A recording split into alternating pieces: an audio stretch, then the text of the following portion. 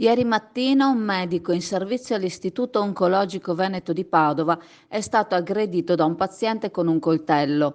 Ferito, è stato soccorso immediatamente, le sue condizioni già ieri erano stabili. Un gesto condannato dal presidente della Regione Veneto Luca Zaia, che si è detto vicino al professionista e che ora sta monitorando la situazione restando in contatto con la direzione dello IOV e dell'azienda ospedale Università di Padova.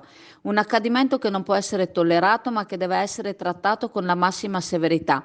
Aggressioni come questa stanno diventando quasi di quotidiana routine, ha affermato Zaia, aggiungendo che si devono produrre leggi ad hoc per tutelare i medici e perché le pene siano più severe.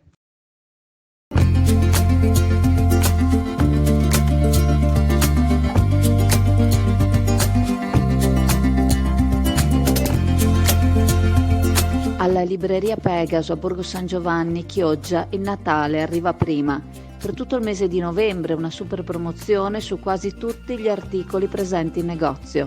Passa a prendere i tuoi regali di Natale alla libreria Pegaso.